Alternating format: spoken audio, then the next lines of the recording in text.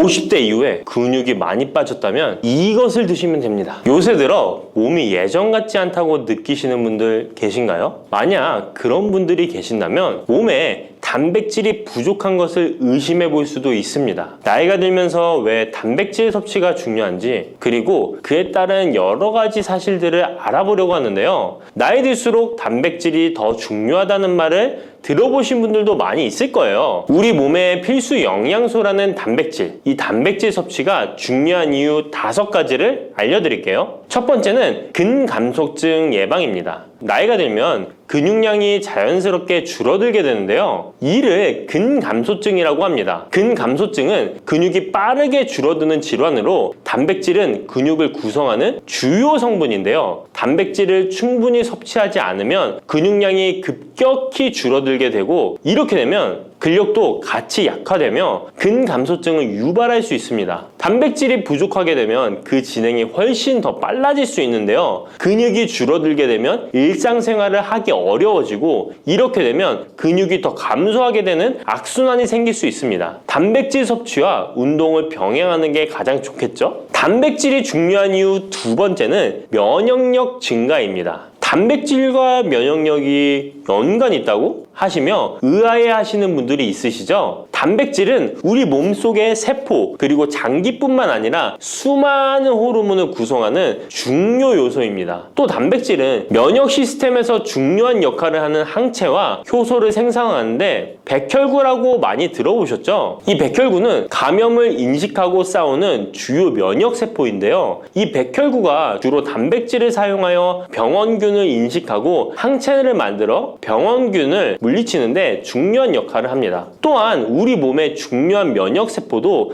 감염에 대응할 때 단백질을 사용하여 신호를 보내고 병원균을 파괴하는 작용을 합니다. 나이가 들면서 면역 시스템이 약해지기 쉬운데, 그럴수록 단백질을 충분히 섭취하면 면역력을 높일 수 있습니다. 단백질 섭취가 중요한 이유 3번째는 심혈관계 질환 예방입니다. 단백질은 심혈관 건강에도 영향을 주는데요. 특히 식물성 단백질이 도움을 줍니다. 예를 들자면 콩류와 견과류 등은 나쁜 콜레스테롤인 LDL의 수치를 낮추고 심혈관계 질환의 위험을 줄이는데 도움이 됩니다. 특히 노년층에서 단백질 섭취는 고혈압, 동맥경화증, 심장병 등을 예방하는 데 중요한 역할을 합니다. 4번째는 피부의 탄력 저하를 예방합니다. 피부의 주 성분 중 하나인 콜라겐은 단백질로 이루어져 있는데요. 나이가 들면 콜라겐이 자연스럽게 감소하게 되는데, 이로 인해 피부 탄력이 떨어지고 주름이 생깁니다. 이때 단백질을 충분히 섭취하면 피부 건강에도 좋은 영향을 주는데요. 단백질 공급은 피부 재생을 촉진시켜 피부 건강을 유지하는 데 도움을 줍니다. 5번째는 골다공증 예방입니다. 나이 드신 여성분들은 특히 더 주목해주세요. 질병관리청의 보도자료에 따르면 대한민국 50세 이상의 골다공증 유병률은 22.5%로 약 5명 중 1명은 골다공증이 있는데요. 골다공증은 조용한 뼈 도둑이라고 불릴 정도로 초기 증상이 뚜렷하게 보이지 않지만, 골다공증이 한 번 생기면 이로 인한 고관절, 척추, 손목 등의 골절이 생기기 쉽고, 이로 인해 합병증 위험 또한 증가하는데요. 이 골다공증을 예방하는 데 중요한 요소가 바로 단백질입니다. 단백질은 뼈를 구성하는 중요한 요소 중 하나인데요. 뼈의 건강을 유지하는 데 필요한 칼슘과 함께 단백질은 뼈의 구조를 안정화시키고 골밀도를 높여서 골다공증을 예방하는 데 중요한 역할을 합니다. 한마디로 노년층에서 우리가 흔히 알고 있는 칼슘과 비타민 D와 함께 단백질 섭취를 증가시키면 뼈가 약해지는 것을 방지할 수 있습니다. 이렇게 중요한 우리 몸속의 단백질이 혹시 부족하게 된다면 무슨 일이 일어날까요? 단백질이 부족하면 여러 가지 신체 기능에 문제가 생기는데요. 첫 번째는 인지 기능 저하와 치매입니다. 단백질 부족이 치매를 유발한다니 놀라셨나요? 연구에 따르면 단백질이 뇌 건강을 유지하는 데 아주 중요한 역할을 합니다. 특히 기억력에 많은 영향을 주는데요. 단백질은 뇌에서 신경 전달 물질을 만들고 뇌세포의 구조를 유지하는 데 도움을 줍니다. 특히 학습과 기억력에 영향을 주는 시냅스에서 발생하는 신경 전달 물질의 방출과 수용체 활성화는 대부분 단백질에 의해 조절되는데, 예를 들어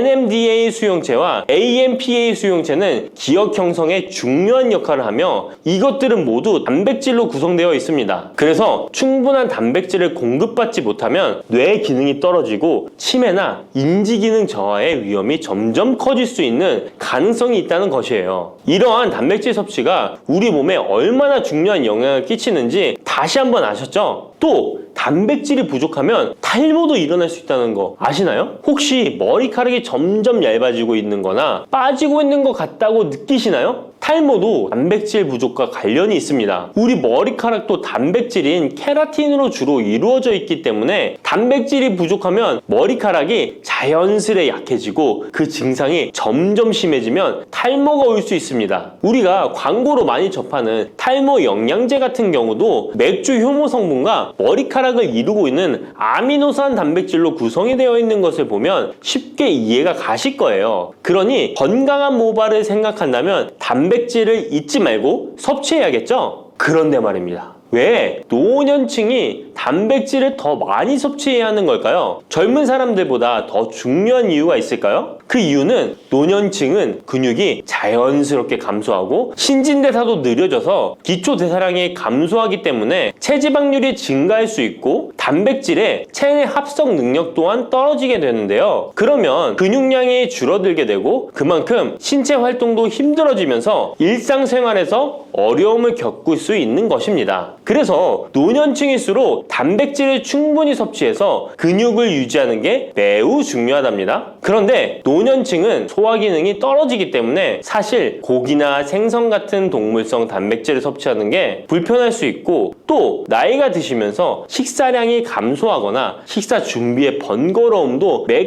끼 단백질을 챙겨 먹는데 어려움을 주는 게 사실입니다. 그래서 혼자 지내시는 분들은 더욱더 단백질 섭취가 어렵기도 합니다. 또한 어떤 분들은 체중 증가를 걱정해서 단백질이 고칼로리라고 생각해서 드시기를 꺼려 하기도 하고요. 그렇다고 해서 섭취하기 어렵다고 단백질의 섭취를 멀리해서는 절대 안 됩니다. 우리 몸에 이렇게 필수적인 단백질을 충분히 섭취하기 좋은 음식에는 무엇이 있을까요? 단백질을 섭취하기 좋은 추천 음식 4가지 바로 소개해 드릴게요. 첫 번째 식품은 계란입니다. 사실 단백질 하면 가장 먼저 떠오르는 식품이 계란인데요. 계란 2알만 드셔도 하루에 필요한 단백질의 20%를 섭취할 수 있다는 거 아셨나요? 특히 계란의 단백질은 완전 단백질로 분류되는데요. 이는 우리 몸이 제대로 기능하는 데 필요한 필수 아미노산을 포함한다는 것을 뜻해요. 계란은 단백질뿐만 아니라 비타민 A, D, E도 함유하고 있어 건강에 매우 좋은데요. 계란은 자연적으로 비타민 D를 함유하고 있는 드문 식품 중 하나입니다. 또한 계란 노른자에는 칼슘, 구리, 요오드, 철분, 망간, 인, 셀레늄, 아연도 풍부하게 함유하고 있어서 계란을 먹으면 많은 영양소를 쉽게 섭취할 수 있는 거죠. 두 번째 식품은 생선입니다. 등푸른 생선 좋다는 이야기는 누구나 한 번쯤 들어보셨을 텐데요. 사실 등푸른 생선뿐만 아니라 다른 생선도 저지방, 고단백 식품으로 다른 고단백 식품인 육류에 비해 지방 함량이 낮고 필요 영양소는 그대로 제공해줍니다. 생선에는 단백질과 함께 오메가3 지방산도 풍부하게 함유되어 있어 심혈관 건강에 좋죠. 특히 연어, 고등어, 참치 같은 생선은 단백질뿐만 아니라 항염증 효과도 있습니다. 그리고 대구 같은 백색 생선은 지방 함량이 매우 적고 단백질은 상대적으로 많아서 체중 걱정이신 분들이나 다이어트를 하는 사람들에게 더욱 좋은 생선입니다. 등푸른 생선도 지방 함량은 높지만 이 지방이 건강에 유익한 오메가3 지방산이기 때문에 건강에 도움이 되는데요. 생선의 단백질은 다른 육류나 콩류보다 소화가 편하고 생선의 살은 비교적 부드러운 섬유질을 가지고 있어서 소화가 빠르고 몸에서 쉽게 흡수됩니다. 세 번째는 유단백 식품인 우유나 요거트 같은 유제품입니다. 특히 노년층에서는 유제품을 섭취하면 칼슘도 함께 챙길 수 있어서 골다공증 예방에도 도움이 되는데요. 유제품에 포함된 단백질은 고품질 단백질입니다. 고품질 단백질은 신체가 효율적으로 사용하고 필요한 아미노산을 모두 공급하는 단백질을 말하는데요. 유제품에 포함된 주요 단백질은 카제인과 웨이로 2가지 모두 필수 아미노산을 풍부하게 포함하고 있습니다. 웨이 단백질은 소화가 쉽기 때문에 운동 직후 우유를 섭취하시면 근육에 아미노산을 빠르게 공급할 수 있고 카제인은 천천히 흡수되어 장시간 동안 일정한 수준의 아미노산을 제공해 근육 손실을 방지하는 데 도움을 줍니다. 하지만 우유를 먹으면 속이 불편하신 분들도 계시죠? 많은 사람들이 유제품을 섭취할 때 소화 불편을 겪을 수 있는데 특히 락토스 불내증, 즉 유당 불내증이 있는 경우입니다. 그러나 요즘에는 이런 분들을 위한 락토스를 제거한 락토프리 우유나 치즈, 요구르트 등은 락토스가 거의 없거나 적은 제품들이 많이 나와 있는데요. 락토스 불내증이 있는 사람도 이런 유제품은 문제없이 섭취할 수 있습니다. 소화가 어려우신 분들은 참고하셔야겠죠? 네 번째는 콩류입니다. 콩류 또한 식물성 단백질로 유명하죠. 콩류는 식물성 단백질을 제공하는 대표적인 식품인데요. 두부나 두유 같은 식품으로도 쉽게 섭취할 수 있고요. 콩류와 같은 식물성 단백질은 고기나 유제품과 같은 동물성 단백질에 비해 지방 함량이 낮고 콜레스테롤이 없는 특징을 가지고 있습니다. 특히 콩, 렌틸콩, 병아리콩, 검정콩 등 다양한 종류의 콩류는 필수 아미노산을 풍부하게 포함하고 있어 신체가 필요로 하는 단백질을 고루 제공하는데요. 특히 고기나 생선 같은 동물성 단백질이 소화가 어려우신 분들에게는 두부나 비지찌개 같은 소화가 잘 되면서도 단백질도 섭취할 수 있는 콩류가 좋은 단백질 식품입니다. 이렇게 몸에 필수적인 단백질, 음식만으로 충분히 섭취되면 좋겠지만 그게 어려운 경우도 있을 텐데요. 이때 단백질 보충제도 좋은 선택이 될 수 있습니다. 운동 후에 빠르게 단백질을 보충하고 싶을 때나 식사를 통해 충분한 단백질을 섭취하기 어려운 경우 보충제가 유용한데요. 마트에서 쉽게 찾을 수 있는 단백질 파우더나 고단백 프로틴바를 이용하면 간편하게 단백질을 보충할 수 있습니다. 하지만 이렇게 간편하게 섭취할 수 있는 제품들 몸에 좋다고 많이 섭취하면 좋을까요? 과량 섭취할 때도 큰 문제가 될 수 있습니다. 한 번에 과도한 단백질은 신장에 부담을 줄 수 있고 또 체내에서 불필요하게 지방으로 축적될 수 있습니다. 단백질의 하루 권장 섭취량은 성인 기준 몸무게 1kg당 약 1g인데요. 하루 권장 섭취량을 꼭 지키는 게 중요하죠. 한마디로 보충제는 식사로 부족한 부분을 보충하는 역할만 하도록 하고 식사로 골고루 단백질을 섭취하는 게 가장 이상적입니다. 마지막으로 단백질 섭취 시 간단한 팁을 알려드리겠습니다. 매 끼니마다 조금씩 단백질을 나눠서 섭취하는 게 단백질 흡수에는 효과적인 거 아셨나요? 단백질은 탄수화물과 지방과 다르게 잉여 단백질이 몸에 저장되지 않는데요. 그 때문에 한 번에 과량으로 섭취하면 소화가 어려워지거나 신장에 부담만 줄 수 있고 단백질은 필요 이상의 단백질은 배출되기 때문에 번거롭더라도 매일 조금씩 몇 끼마다 꾸준히 섭취하는 게 중요합니다. 고기 좋아하시는 분, 채소를 더 선호하시는 분, 이제는 다 같은 단백질이라고 생각하지 마시고 동물성 단백질과 식물성 단백질을 골고루 섭취해야 하는데 동물성 단백질은 식물성 단백질에는 부족한 아미노산이 풍부하고 식물성 단백질은 동물성 단백질에 비해 지방이 적고 섬유질도 같이 섭취할 수 있습니다. 우리가 평상시에 먹는 한식은 사실 단백질 섭취에 아주 좋은데요. 식탁에 단백질이 풍부한 계란, 생선, 두부, 콩들을 반찬으로 두어 개만 먹어도 쉽게 몇 끼마다 몸에 필요한 단백질을 섭취할 수 있습니다. 이제부터 잊지 마시고 단백질이 풍부한 반찬 꼭 드셔주세요.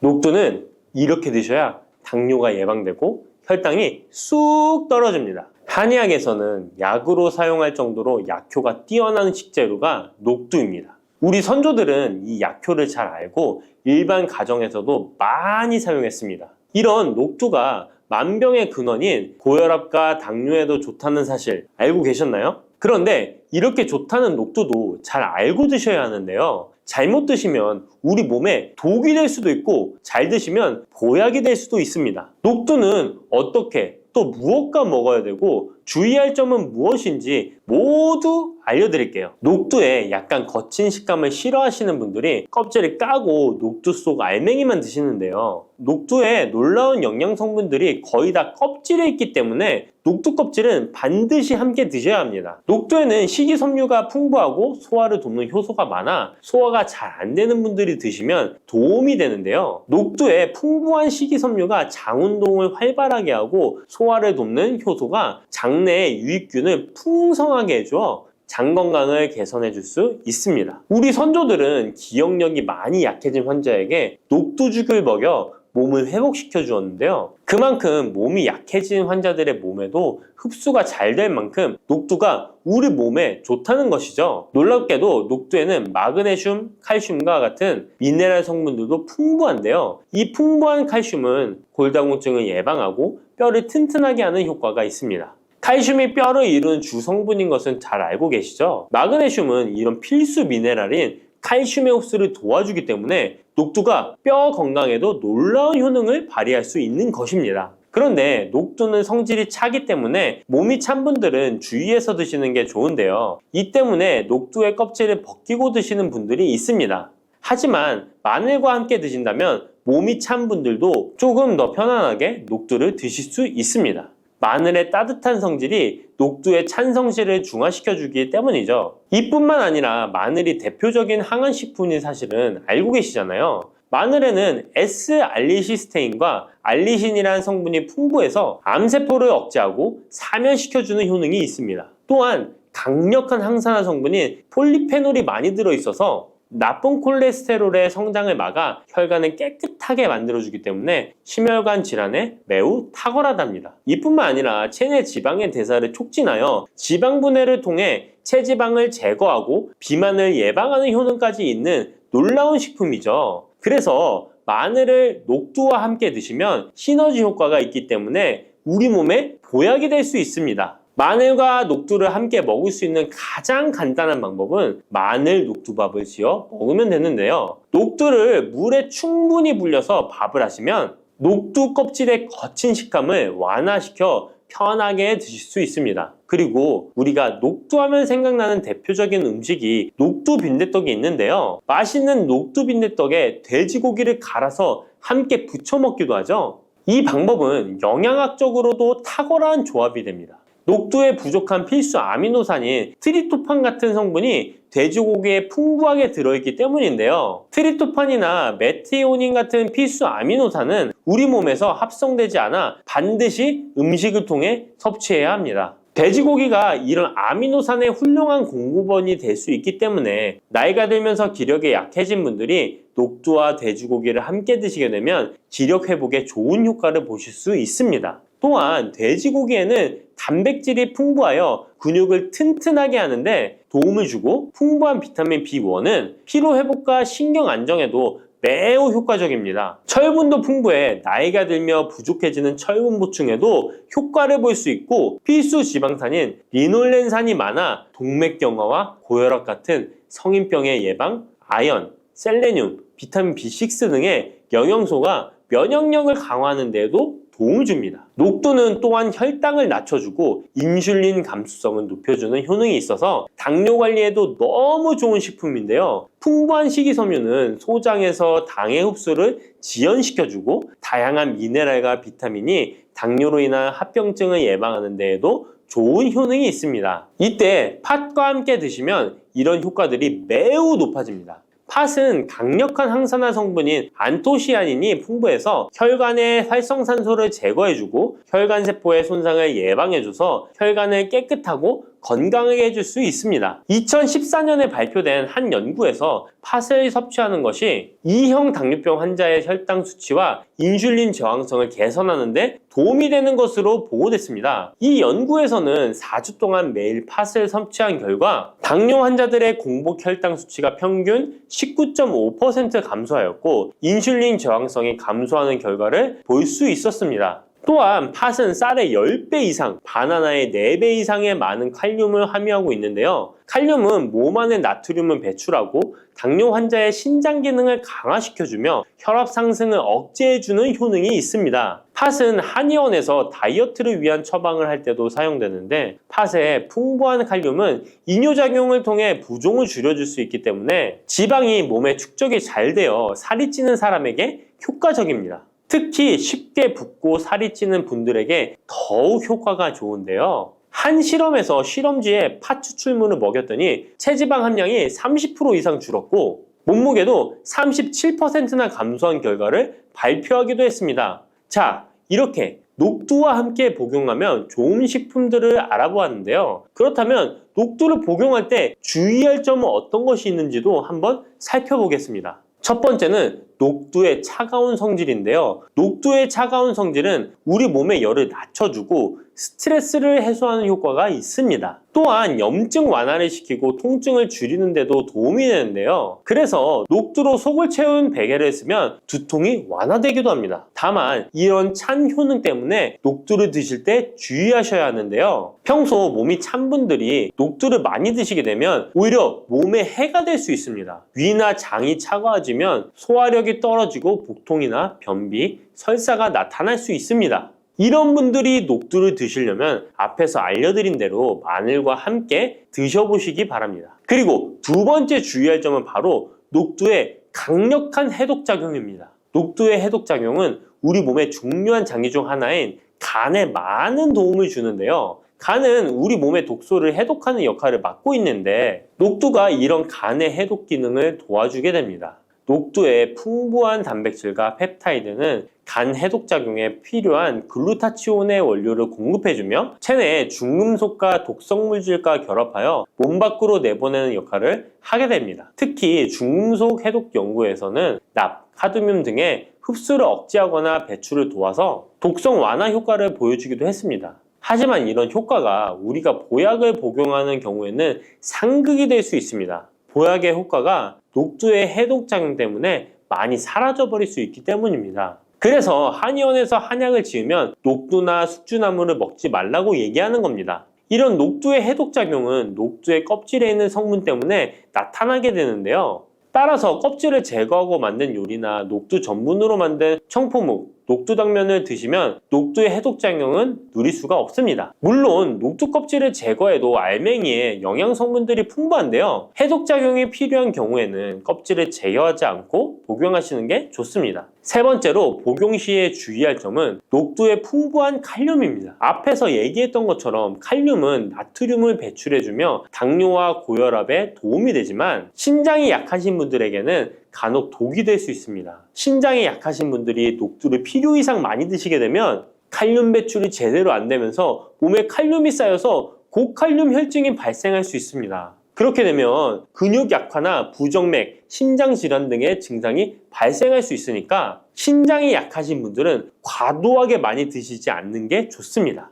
혈관을 깨끗하게 하고 당뇨를 예방하려면 땅콩을 이렇게 드셔야 합니다. 여러분, 땅콩 좋아하시는 분 있으신가요? 저는 땅콩과 건어물을 안주로 참 좋아하는데요. 이런 맛있는 땅콩이 건강에 좋은 효능들이 많다는 것 혹시 아시나요? 심심풀이 땅콩이라는 말이 있을 정도로 땅콩은 우리에게 매우 친숙한 음식인데요. 하지만 땅콩의 그 놀라운 효능을 제대로 아는 분은 많이 없을 거예요. 땅콩이 얼마나 우리 몸에 좋은 영향을 미치는지, 그리고 어떻게 섭취하면 더 좋은 효과를 볼 수 있는지 땅콩에 대해서 자세히 알아보겠습니다. 어렸을 적에 키가 작은 친구를 땅콩 같다고 놀리지 않으셨나요?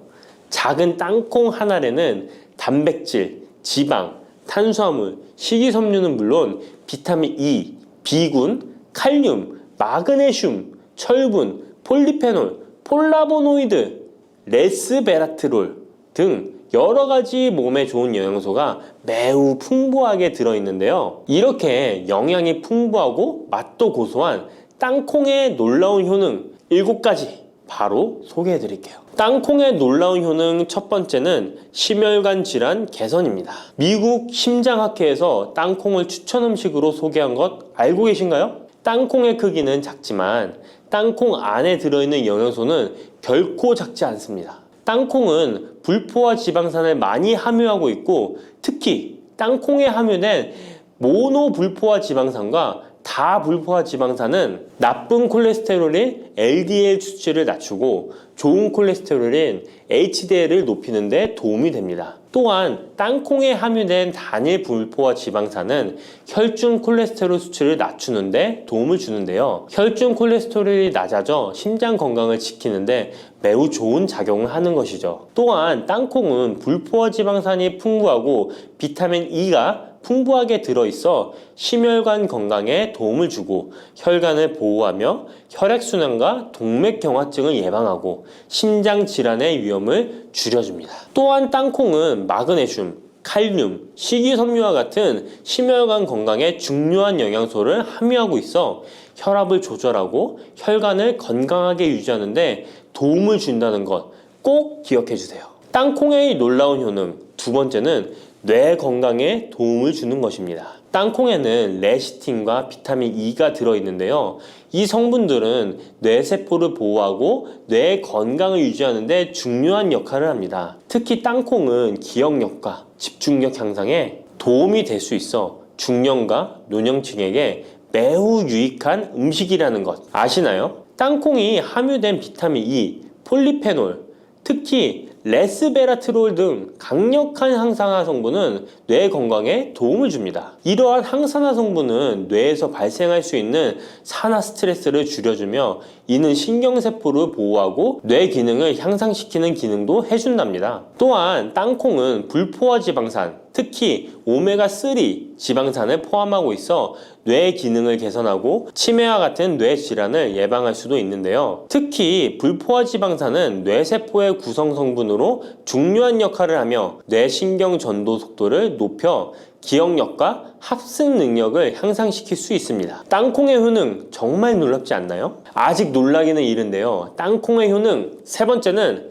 체중 관리에 도움을 주는 것입니다. 땅콩은 단백질과 섬유질이 풍부해서 조금만 먹어도 포만감을 오래 유지시켜주는데요. 그래서 과식을 예방하고 체중을 관리하는 데 도움을 줄 수 있죠. 그냥 땅콩도 좋지만 땅콩을 갈아 만든 땅콩버터도 포만감을 오래 유지시켜줘서 과식을 방지하는 데 효과적입니다. 또한 단백질과 지방산이 풍부해서 에너지를 공급하고 건강한 체중 관리를 돕습니다. 하지만 모든 음식은 과유불급 작지만 영양이 풍부한 땅콩은 고칼로리 식품이기 때문에 하루에 10알에서 20알 정도 적당량을 섭취하는 것이 중요하다는 것 꼭 기억해 주세요. 땅콩의 놀라운 효능 네 번째는 바로 당뇨 관리 효능입니다. 땅콩이 당뇨에 효능이 있다니 신기하죠? 땅콩에는 불포화 지방산이 많이 함유되어 있고 혈당 수치가 낮아서 혈당을 천천히 올리는 효과가 있는데요.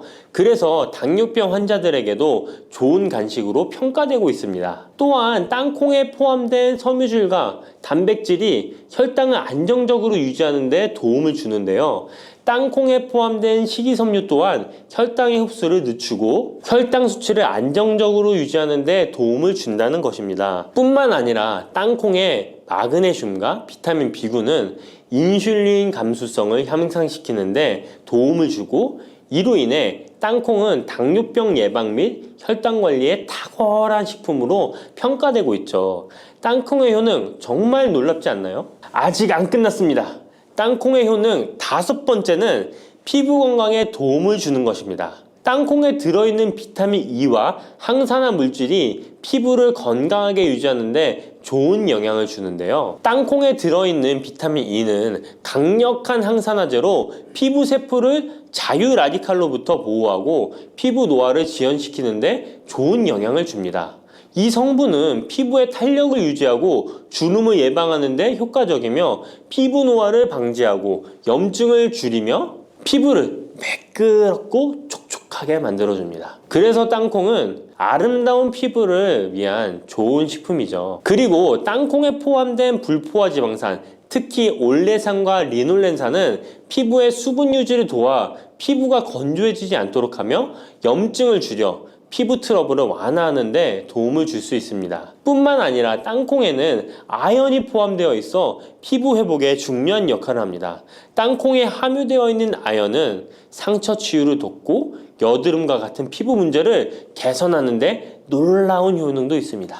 땅콩의 효능 6번째는 소화 건강에 도움을 주는 것입니다. 땅콩에는 식이섬유가 풍부해 소화 시스템에 좋은 영향을 주는데요. 식이섬유는 장의 움직임을 촉진시켜 변비를 예방하고 장내 유익한 미생물의 활동을 도와줘서 장 건강에 매우 좋은 환경을 만들어줍니다. 또한 땅콩에 포함된 불용성 섬유는 특히 장을 자극해 배변을 원활하게 하고 장의 건강을 유지하는 데 중요한 역할을 하는데요. 이 섬유는 장에서 물을 흡수하여 변을 부드럽게 만들어줍니다. 땅콩의 놀라운 효능 7번째는 좋은 단백질과 건강한 지방 섭취에 좋은 공급원입니다. 땅콩은 고기나 다른 동물성 단백질에 비해 지방이 적고 채식주의자나 비건이 단백질을 섭취할 때 아주 유용한 대체 식품이 될 수 있는데요. 100g의 땅콩은 약 25에서 30g의 단백질을 함유하고 있다는 것 아시나요? 우리가 흔히 좋은 단백질 공급 식품이라고 생각하는 닭가슴살의 단백질 함량이 100g당 30에서 35g이라는 걸 생각해보면 단백질 함량은 닭가슴살에 비해 살짝 낮지만 대신 건강한 불포화 지방산과 다른 다양한 영양소도 다량 함유되어 있어 단백질을 섭취하기에 충분히 좋은 식품이랍니다. 이렇게 건강에 놀라운 효능이 있는 땅콩, 아무렇게나 드시면 땅콩의 효능을 100% 섭취할 수 없다는 것 아시나요? 보통 땅콩을 어떻게 조리해서 드시나요? 구워서? 볶아서? 삶아서? 모두들 좋아하는 방법이 다르실 텐데요. 생땅콩을 먹는 것이 가장 좋다라고 들으신 분들도 있으실 거예요. 과연 땅콩을 가공하지 않고 생으로 먹는 것이 가장 좋은 방법일까요? 정답은 아니오입니다. 생땅콩에는 독성이 있을 수 있는 물질인 아플라톡신이 포함되어 있을 수 있기 때문에 이를 피하기 위해서는 반드시 충분히 익혀 먹어야 하는데요. 볶거나 구운 땅콩은 아플라톡신을 제거할 수 있어 안전하게 섭취할 수 있지만 그보다는 땅콩을 삶아서 먹는 것이 더 건강에 좋다는 것 알려드릴게요. 땅콩을 삶았을 때 더욱 건강에 좋은 이유 몇 가지가 있는데요. 바로 알려드릴게요. 첫 번째, 삶은 땅콩은 볶은 땅콩에 비해 항산화 성분이 더 많습니다. 볶을 때 일부 항산화 성분이 파괴될 수 있고 또한 땅콩의 껍질에는 폴리페놀과 레스베라트롤이 풍부하게 함유되어 있기 때문에 땅콩을 볶은 뒤 버리는 껍질은 이런 몸에 유익한 성분들을 섭취할 수 없기 때문입니다. 두 번째, 삶은 땅콩은 과일산이 더 적고 식이섬유도 풍부한데 이로 인해 소화가 더 용이합니다. 세 번째, 삶은 땅콩은 아크릴아마이드라는 발암물질이 덜 생성됩니다. 아크릴아마이드는 고온에서 볶을 때 발생할 수 있는데 삶은 과정에서는 이 유해물질이 생성되지 않습니다. 이제는 건강을 위해 삶아 드셔야 한다는 것 아셨죠? 하지만 땅콩을 섭취하시기 번거롭거나 조금 더 쉽게 섭취하고 싶은 분들도 있으실 텐데요. 이런 분들은 땅콩 버터를 드시면 됩니다. 땅콩 버터는 땅콩에 버터를 넣은 거 아니야? 라고 생각하시는 분도 있으시죠? 그것은 아니고 땅콩을 계속해서 갈게 되면 크림과 같은 형태로 변하게 되는데 이게 마치 버터처럼 부드러워 땅콩 버터라고 부르는 것입니다. 땅콩 버터는 땅콩의 영양소를 그대로 담고 있어 섭취할 때 매우 편리한데요. 다만 가공된 버터에는 설탕이나 염분이 추가될 수 있기 때문에 첨가물이 없는 순수한 땅콩 버터를 선택하는 게 좋겠죠? 땅콩 버터는 샐러드 드레싱에 넣거나 통밀빵에 발라 먹으면 더욱 맛있고 건강하게 섭취할 수 있습니다. 맛도 좋고 건강에도 좋은 땅콩, 이렇게 좋은 땅콩도 섭취하실 때 몇 가지 주의할 점이 있다는 것 알고 계신가요? 땅콩을 섭취할 때 주의할 점들 알려드릴게요. 땅콩 섭취 시 유의할 점 첫 번째는 알레르기입니다. 땅콩 알레르기 있는 분은 절대 땅콩을 드시면 안 되는데요. 땅콩은 알레르기를 일으킬 수 있는 대표적인 식품이기 때문에 본인이 알레르기가 있는 걸 인지하시는 분이라면 절대 피하셔야 합니다. 땅콩 알레르기는 가벼우면 목, 혀의 가려움이나 발진 등이 일어날 수 있는데요. 만약 알레르기 증상의 정도가 심하다면 호흡곤란, 혈압저하, 아나필락시스 등 매우 심각한 반응을 일으킬 수 있으므로 알레르기 반응이 있다면 즉시 땅콩 섭취를 중단하시고 의사와 상담받는 것이 필요합니다. 또한 땅콩이 들어간 음식이 아니어도 전에 같은 조리기구를 사용해서 만든 요리도 땅콩의 성분이 남아있을 수 있어 알레르기가 있는 사람에게는 위험할 수가 있는데요. 알레르기가 있는 분은 꼭 땅콩이 들어갈 수 없는 환경에서 조리가 된 건지 확인하는 게 중요합니다. 땅콩을 섭취할 때 유의사항 두 번째는 과다 섭취입니다. 고소한 땅콩은 손으로 집어먹기도 쉬워서 한 번 먹기 시작하면 하나, 둘 계속 입으로 들어가게 되는데요. 하지만 이렇게 계속 먹다간 아무도 모르는 사이에 체중이 증가할 수 있습니다. 땅콩은 고칼로리 식품이기 때문인데요. 하루 권장 섭취량은 약 10알에서 20알 정도 넘기지 않도록 주의하시고 적당량을 섭취하는 것이 중요합니다. 세 번째, 땅콩 섭취 시 주의할 점은 염분과 설탕이 추가된 가공식품을 피하는 것입니다. 땅콩이 몸에 좋다고 해서 시중에 판매되는 땅콩 버터나 땅콩 과자까지 좋은 것은 아닌데요. 땅콩의 겉면 위에 염분이나 설탕이 많이 포함된 제품들이 있습니다. 이러한 제품을 자주 섭취하면 혈압 상승이나 당뇨 유발 등의 문제가 발생할 수 있으므로 첨가물이 적은 제품을 선택하는 것이 좋습니다. 또한 땅콩 버터를 섭취할 때도 뒤에 성분표를 꼭 확인하셔야 하는데요. 맛으로 먹는 거라면 상관없지만 건강을 위해서 땅콩 버터를 섭취하시는 것이라면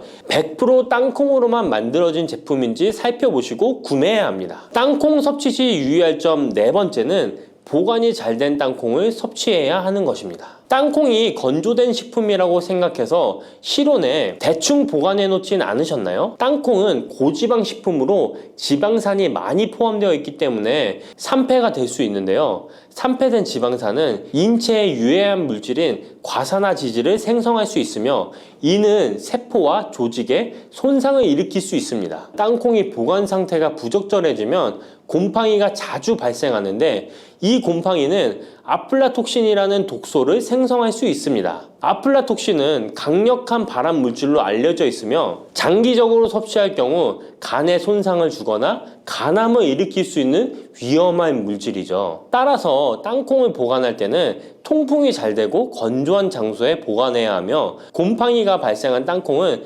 절대 섭취해서는 안 됩니다. 들깨를 이렇게 드시면 당뇨와 혈당이 싹 사라지고 치매도 예방할 수 있어요.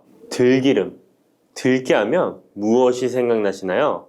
들기름에 북어와 미역국을 구수하게 볶아 시원한 북어 미역국을 끓여 먹어도 정말 맛있죠? 건강에도 좋다는 이 들기름과 들깨 잘못 먹으면 암에 걸리고 혈관 건강에도 악영향을 줘서 치매도 유발할 수 있다는 사실 알고 계셨나요? 들깨의 효능과 어떻게 먹을 때 건강을 해쳐 암에 걸리고 치매를 유발하는지, 그리고 어떻게 먹는 것이 건강하게 먹는 방법인지, 어떻게 보관하는 것이 가장 좋은 방법인지 들깨에 대한 모든 것 알려드릴게요. 나이가 들면서 산책하기도 힘들고 관절이 쑤시고 무릎 통증 때문에 힘드시지 않으신가요? 들깨의 첫 번째 효능은 바로 관절염에 좋다는 것입니다. 무릎이나 관절 통증 때문에 병원에서 진통제를 처방받으시잖아요. 이때 처방받는 진통소염제의 역할은 몸속에 프로스타글란딘이라는 물질의 생성을 억제해서 통증을 막아주는 건데요. 들깨 속에는 식물성 오메가3 지방산인 알파리놀렌산이 함유되어 있는데 이는 체내에서 염증을 일으키는 프로스타글란딘의 생성을 억제하는 데 아주 좋은 효능을 발휘합니다. 우리가 오메가3를 먹는 이유 중에 하나도 혈관 건강이나 피를 맑게 해준다 등의 역할도 있지만 몸속에 미세 염증을 잡아주는 역할도 있어 드시는 분들이 정말 많은데요. 들깨가 바로 이런 염증 유발물질을 억제해줘서 진통 역할을 한다는 것이에요. 그리고 들깨의 두 번째 효능은 바로 뼈 건강에 도움을 준다는 것입니다. 들깨는 관절염과 무릎 통증을 완화시켜주는 성분이 들어있을 뿐만 아니라 바로 뼈 건강에도 도움을 주는 식품인데요. 바로 칼슘 함량이 높기 때문입니다. 들깨의 100g에는 390mg 정도 되는 칼슘이 함유되어 있어 뼈 건강에 아주 도움을 줄 수 있는 좋은 식품이기도 합니다. 그래서 뼈 건강에 아주 도움을 줄 수 있는 좋은 식품이기도 합니다. 그래서 들깨를 꾸준히 섭취하면 골다공증 예방에도 참 좋은데요. 골다공증은 중년 이후 노화가 진행될 때 영양 불균형이 생기면서 많이 발병하게 되는데요. 여성의 경우 폐경 이후에 골밀도가 많이 감소해서 골다공증이 발생하는 경우가 많습니다. 노인의 골반 골절은 65세 이상은 30%가 1년 내에 사망하고 80세 이상은 50%가 2개월 내에 사망할 수 있으므로 노인의 뼈에 대한 관리는 매우 중요한데요. 골다공증의 관리는 뼈 건강을 유지하고 골절 위험을 줄이기 위해 중요합니다. 뼈 건강을 위해 들깨 꾸준히 섭취하는 게 좋겠죠? 나이가 들면서 깜빡깜빡하는 일이 잦아지고 기억력이 떨어져 고민되시는 분이 많으시죠? 이제 걱정하지 마세요. 세 번째 들깨 효능은 바로 뇌 건강, 뇌신경을 튼튼하게 해주고 기억력을 높여주며 치매를 예방하는 데 도움을 준다는 것입니다. 이렇게 좋은 효능이 있는 이유는 들깨에 바로 아까 잠깐 말씀드린 오메가3가 풍부하게 함유되어 있기 때문입니다. 오메가3는 등푸른 생선에 많이 함유되어 있다고 알고 계시잖아요. 이것은 동물성 오메가3고요. 식물성 오메가3인 알파리놀렌산이 들깨에 많이 함유되어 있는데요. 들깨에 함유된 지방산 중에서 60%가 바로 알파리놀렌산입니다. 이 알파리놀렌산은 뇌신경 보호에 탁월한 효과가 있는데요. 어떻게 뇌신경을 보호하느냐? 뇌신경에 염증을 일으켜 망가뜨리는 사이토카인이라는 물질이 있는데요. 이런 사이토카인 물질의 분비를 감소시키고요. 또 알츠하이머 치매 환자의 뇌에 많이 발견되는 비정상적인 단백질인 베타 아밀로이드도 바로 이 알파리놀렌산이 감소시키기 때문입니다. 참치에 많이 함유되어 있다는 DHA 들어보셨죠? DHA가 바로 대표적인 뇌기능 강화 물질인데요. 이 DHA가 기억을 높이는 데 도움을 주고 학습 능력 또한 좋게 하는데요. 이 DH는 체내에 합성되지 않아 식품으로 섭취를 해야 합니다. 들깨에 함유된 알파리놀렌산이 흡수될 때 바로 이 DHA로 전환이 됩니다. 어린이 전용 오메가3 같은 경우도 성인보다는 EPA보다 DHA 함유량이 높은 영양제도 많죠? 들깨가 뇌신경, 뇌 건강에 좋은 이유가 바로 이겁니다. 네 번째 들깨의 효능은 심장을 건강하게 하고 뇌혈관의 노화를 막아주는데 도움을 준다는 것입니다. 알파리놀렌산이 체내에 흡수될 때 DHA로 변환된다고 했잖아요. 그뿐 아니라 바로 EPA로도 변환이 되는데요. 이 EPA가 어떤 역할을 하냐면 바로 혈소판 응집을 억제해 혈관에 혈전이 생기는 것을 방지하는 효능이 있습니다. 그리고 혈관을 튼튼하게 하는 효능과 혈액의 중성지방과 나쁜 콜레스테롤인 LDL을 낮추고 좋은 콜레스테롤인 HDL을 높여주는 역할도 합니다. 미국의 심장협회에서는 허혈성 뇌졸중, 심장마비로 인한 돌연사, 관상동맥 질환 등의 위험을 감소시키기 위해 매주 1에서 2회 이상 오메가3 지방산이 풍부한 등푸른 생선을 섭취하는 것이 도움을 준다고 발표했습니다. 그런데 이 오메가3 지방산의 함량을 살펴보면 100g당 오메가3 지방산의 함량이 연어에는 11.5g, 고등어에는 9.9g, 들깨에는 무려 63.1g이나 함유되어 있습니다. 정말 많이 함유되어 있죠? 들깨에는 연어에 비해 5배 이상 들어있다는 것입니다. 들깨를 꾸준히 드셔서 혈관도 건강하게, 심장도 튼튼하게 유지하시기 바랍니다. 다섯 번째 들깨의 효능은 바로 변비에 좋다는 것입니다. 들깨의 껍질에는 식이섬유가 풍부한데요. 들깨 100g에는 18g 정도로 풍부한 식이섬유가 함유되어 있습니다. 이 식이섬유는 장내에서 수분을 흡수하게 되는데요. 수분을 흡수하여 대변을 무르게 하고 장 운동도 촉진하여 변비를 예방하는 데 도움을 주는 것입니다. 또한 불포화 지방산이 풍부한데요. 들깨에 함유된 리놀렌산이 대장의 염증을 억제해주고 변비로 인해 발생할 수 있는 대장질환 또한 예방하는 데 도움을 줄 수 있습니다. 6번째 들깨의 효능은 바로 췌장을 건강하게 하는데 도움을 준다는 것입니다. 들깨에 풍부하게 함유된 루테올린이라는 성분이 있는데요. 이 성분이 몸 안에서 인슐린에 대한 반응도를 높이는 기능을 합니다. 이게 무슨 말이냐면 췌장에서 인슐린을 조금만 분비하게 돼도 몸 안에서 이 인슐린이 작용을 잘해서 혈당이 급격히 올라가는 것을 막아주고, 이렇게 되면 췌장에서 인슐린 분비를 줄일 수 있겠죠. 이렇게 췌장의 부담을 많이 덜어줄 수 있다는 것입니다. 루테올린을 통한 인슐린 반응도가 높아지면 당뇨도 예방할 수 있고 혈당 조절에도 많은 도움을 받을 수 있는 것입니다. 7번째 들깨의 효능은 알레르기성 질환을 예방하는데 도움을 주는 것입니다. 들깨에 오메가3 지방산이 많이 함유되어 있다고 했잖아요. 이 오메가3 지방산이 염증을 억제하고 면역력을 강화시키는 효과가 있어서 알레르기 증상을 예방하고 완화시키는데 도움을 줄 수 있는 것입니다. 그리고 또 비타민 E가 풍부하게 함유되어 있는데요. 비타민 E는 항산화 작용에 뛰어나고 알레르기 반응을 일으키는 물질인 히스타민의 분비를 억제하는 효과가 있습니다.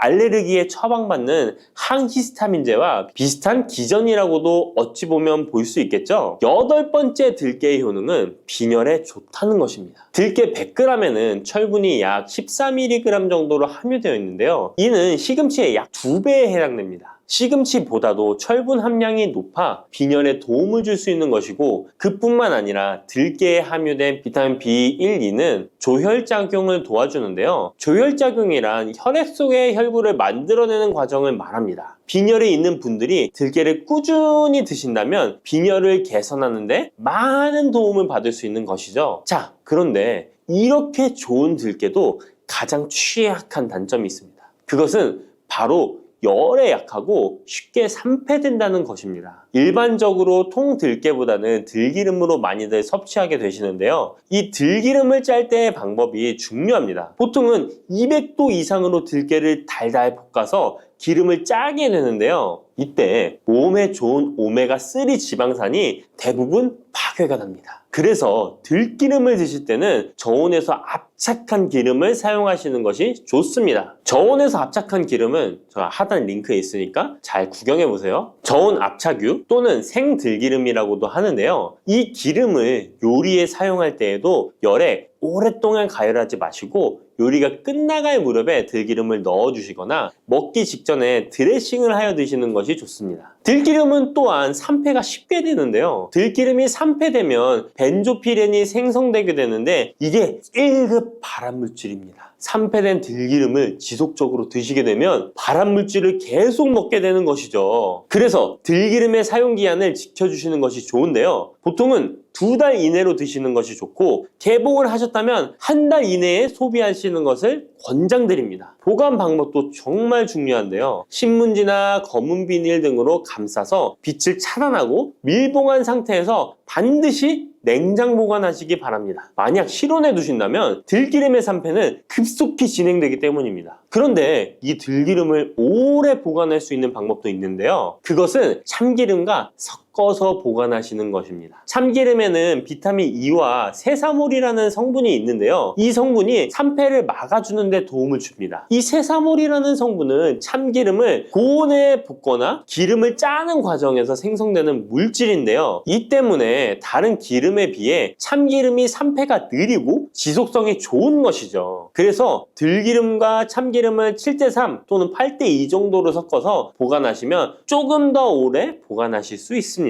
그런데 들깨를 기름으로 드시게 되면 들깨 껍질을 섭취할 수 없는데요. 들깨 껍질에 몸에 좋은 식이섬유와 대표적인 항산화 물질인 폴리페놀 성분들을 다 버리게 되는 것입니다. 그래서 들깨를 제대로 드시려면 들기름보다도 통들깨 자체로 드시는 것이 좋습니다. 마트에 가면 통들깨보다도 들깨 가루를 많이 판매하시는데요. 들깨 가루는 산패가 빨리 되기 때문에 통들깨를 구매해 드시길 바랍니다. 통들깨를 구매하시면 그 안에 작은 돌이라든지 이물질이 들어있어 세척을 잘 해주셔야 되는데요. 세척하는 방법 알려드릴게요. 먼저 들깨를 물에 담가 씻어줍니다. 그리고 물 위에 뜨는 것만 채로 걷어 옮겨주시기 바랍니다. 그렇게 하면 바닥에 이물질만 남는데요. 이것을 버리고 또 물에 담가 씻어주고 물 위에 뜨는 것만 채로 걷어 옮겨주시면 됩니다. 이 같은 작업을 3번, 4번 반복해주면 되는데요. 이렇게 하면 통들깨를 깨끗하게 세척할 수 있습니다. 깨끗하게 세척한 통들깨는 자연 건조해 주셔도 되긴 하지만 시간이 오래 걸리니 팬에 담아 약한 불로 건조시켜 주시거나 쉬운 방법은 전자레인지를 이용하시면 됩니다. 전자레인지를 이용한 건조 방법 알려드릴게요. 세척한 통들깨를 접시에 담아 주시고요. 이렇게 해서 5분 정도 돌려주시고요. 상태를 확인해 줍니다. 아직 덜 건조되었을 거예요. 한 번에 오랜 시간 전자레인지에 돌리면 들깨가 탈 수 있으니까 이렇게 5분 정도씩 돌려가며 상태를 확인해 주면서 완전히 건조될 때까지 이 작업을 해주시면 됩니다. 완전히 건조된 통들깨는 그냥 스푼으로 떠서 드셔도 되고요. 먹을 만큼씩 믹서기에 갈아서 음식에 넣어 드셔도 되고 통들깨 자체로 음식에 넣어 드셔도 됩니다. 이렇게 하시면 들깨를 산패되지 않은 상태로 신선하고 건강하게 버리는 것 없이 드실 수 있습니다.